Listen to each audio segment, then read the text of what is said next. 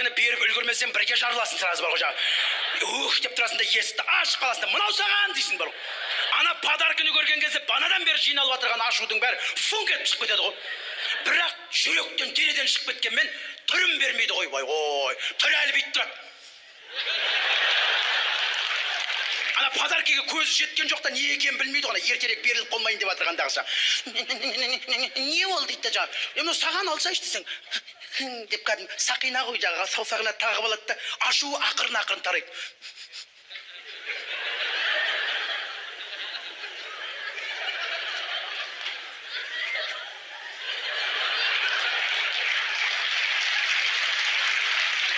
Телефонына қарай кетіп батады, телефон. Подружкасына звондайын деп бара тұр ғой жаңа.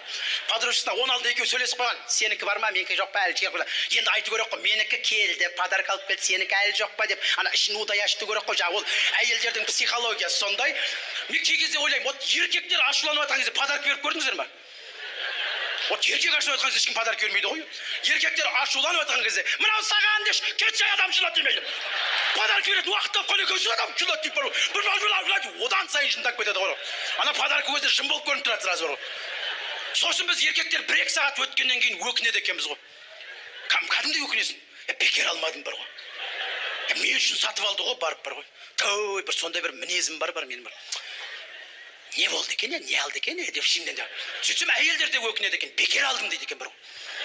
Енді вечно сөйтеді, мен ашулансам болды, өтірік подарка әкеле салады деп. Мен залда үлкен апаларымды көріп отырмын, жеңгелерімізді көріп отырмын. Бұрын ұрысып қалсын әкелерімізбен, туған күні болсын, 8 наурыз халықаралық әйелдер күні болсын, ешқандай подарка күтпейтін еді. Мен өз басым өмір көрген емеспін. Әкемнің кәдімгі анама келіп бір сыйлық беріп отырған. 8 наурыз халықаралық әйелдер күні құтты болсын саған деп мамам ой рахмет деп дастархан жайылып. Ішпей келсе сол подарка болатын бұрын. Бұрын сондай заман болатын, иә. Ішпей келсе подарка ғой. Папаңның кәдімгі түрін біліп алғансың ғой уже. Екі түрі бар, біреу мас түрі, біреу сау түрі. Папаң үйге кіріп қалғанда 3 секунд үйдің ішінде пауза чуть-чуть. Бетіне қарап қаласың. Сау түрін көріп қалсаң, ойнап кетесің. Что-то подозрительный осы аяқтың ұшымен қораның артымен фук етіп кетесің. Сондай замандар өтті енді, Аллаға шүкір қазір ондай емес қой. Сонда аналарымыз бүгін менің туған күнім, бүгін менің мерекем деп түске дейін жатқан аналарды көрген емес. Таңғы сағат 5-тен тұрып алады, есік алдын сыпырып жүреді ғой. Брусчатка асфальт жоқ, қара жерді сыпырып жүреді. Шамның ортасында өзі көрінбейді. Күйеуін шығарып салып жұмысқа, қазанын қайнатып, кірін жуып, ол кездің кірлері қандай деймді. Киімдердің материалдары күшті болды ма, тау болып үйіліп жататын. Сонда қарайсың да, әкелеріміздің пупайық шалбарлары болатын. Соны анамыз суға салады тазикке. Қайтадан шалбарды алғанда тазикте су жоқ уже бар ғой. Біз шақырып мында кел, сығамыз дейді. Сен ан жағында тұрасың, мамаң мын жағында тұрады. Мамаң кішкентай болса да күші көп болады. Іштің жұмысы, сырттың жұмысы өзі жүретін ғой енді. Ан жағында сен тұрасың, мын жағынан сығып отырған кезде сен ан жағында кірмен бірге айналып жатасың. Ұсташайшы деп айқайды салатын деп. Аналарымыз қандай күшті болатын. Мына аналарымыз отырған аман болыңыздар апалар. Сонда менің істеп атырған жұмысымды ешкім көріп атырған жоқ қой. Кім үшін істеп атырмын деген бір сөз болмайтын. Сол әулетке сіңіп кеткен ғой. Күйеуіне адал соншалық. Үйіне деген қазіргі келіндер күйеу қарап тұрмаса жұмыс істемейді. Қазір как будто бірдеңе істеп қойса күйеу келіп айтатын сияқты. Мен көрген жоқпын, саналмайтын деп жаңа. Кеш болады. Әкеміз жұмыстан келетін уақыт. Қалай сыйлаған күйеуін деймін да, 7 бала болсын, 10 бала болсын, бір шыбынның ызын естілмейді. Тыныш жерде шай ішсін дейді, тамағын ішсін дейді. Бізге айтады, кіріңдер ана жаққа, әкелерің келе жатыр дейді. Бір әкең бесін неміске атқан секілді фу өтіріп кетеді.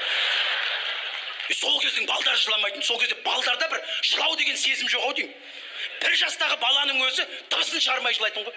Бәрінің артынан еріп кетеді кәм, фу деп. Дыбыс шығармайды кәм, үн жоқ. Жылап атырған білмейсің, күліп атырған білмейсің де. Кеш болады, есік алдын сыпырып қойған, су сеуіп, қазан қайнаптыр, кірі жуылып, үтіктеулі, мал жайлаулы, сүтін қаймақ қылып, оны май қылып, үйдің іші тап-таза. Әкеміз жұмыстан келеді. Ол кез әкелеріміздің болмысы қандай еді. Әке ғой, түріне қарасаң, әке дейсің сразу. Әкелеріміз келеді, серьезный екен. Анамыз алдынан жүгіріп шығады. Амансың ба, қалың қалай, жақсы ма? Әкеміз анамызға қарап бір жымаймайды ғой жүргін. Киімін алады, іліп қояды. Екеуі тып-тыныш жерде тамақтарын ішеді. Сосын әкеміз ана бөлмеге барады. Қойдың артында жүрсін, шөптің артында жүрсін. Әкелеріміз сауатты болатын. Газет оқиды, журнал оқиды. Кешкі жаңалығын көреді, әкеміз жатады. Сосын анамыз бізге келеді. Біз ана бөлмеде отырық қой, пленде отқан солдаттар ұқсап жана.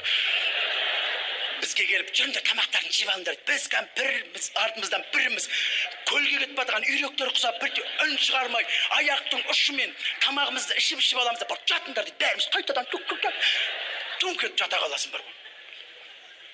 Таң атады, әкеміз ұйқыдан тұрады, таңғасын береді, жұмысқа кетеді. Сосын анамыз айтады, шығыңдар, әкелерің кетті дейді. Осы сөзді естіген кезде барып қалып, уа деп демаласың. Папа кетті деп, бір үйден неміс шығып кеткен секілді как көту. Бір терезеден қарасам, бір танк кетіп жатқан секілді немісің да. Сондай әсерде болатын. Сонда әкелеріміз бізге кіріп бір ұрсып, қолын тигізмейді. Аналарымыз ғой. Ана әкең айтам деген ұлы сөздің өзін қарашы. Әкең айтам деген сөз. Сонда әкеміз ана бөлмеде отырғанымызды білмейді тіпті. Кей кезде ойлайды едім, әкелеріміз ойлайды едім, осы балалар неғып менен тығылады да жүреді. Осылар мені әкесі екен біле ме деп бір сұрайтын шығар деп ойлаймын да. Сонда анамыз біздің әкені қалай сыйлау керек екен, өзін қалай құрметтеу керек, баланың орны қандай болу керек, іштің жұмысы, сырттың жұмысын бір өзі аналарымыз алып жүрген.